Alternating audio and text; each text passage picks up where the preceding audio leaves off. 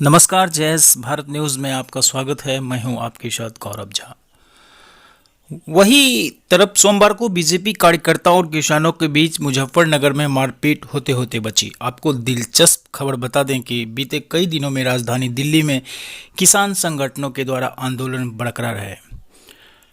आपको बता दें कि इस तरह की मामले की शुरुआत पहले काफ़ी बहस और तीखी बातों से हुई थी, फिर धीरे धीरे यह मारपीट जैसी स्थिति पर जा पहुंची, जिसमें आपको बताते चले कि इस तरह की तकरार और रंजिश होने के बाद लोगों को घायल होने की संभावना है।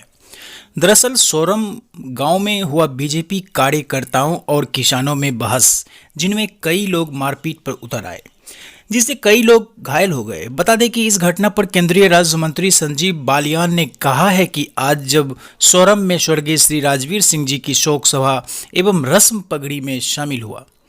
इसी सिलसिले में 5-6 नेताओं एवं कार्यकर्ताओं ने बदतमीजी तथा गाली गलौज की। बता दें कि पुलिस के मुताबिक केंद्रीय राज्य मंत्री संजीव बालियान सोमवार को सोरम गांव में एक तेरमी में गए थे।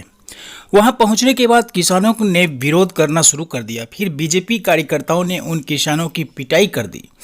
आपको बता दें कि पंचायत में आरोप लगाया जा रहा है कि जब यह घटना घटित हुई थी, हमलावर केंद्रीय मंत्री संजीव बालियान के साथ थे।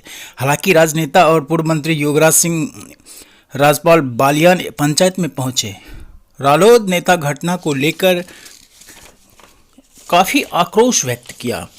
फिलहाल पुलिस में रिपोर्ट दर्ज करने की तैयारी चल रही है। आपको बता दें कि किसान और बीजेपी कार्यकर्ताओं में मारपीट के बाद रालोद नेता संजीव चौधरी ट्वीट करते हुए लिखा कि सोरम गांव में बीजेपी नेताओं और किसानों के बीच झड़प हुई, जिसमें कई लोग घायल हुए।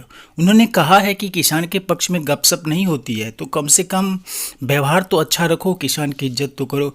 इसी तरह की देश दुनिया की तमाम खबरों के लिए बने रहिए हमारे साथ जय भारत न्यूज़ पर।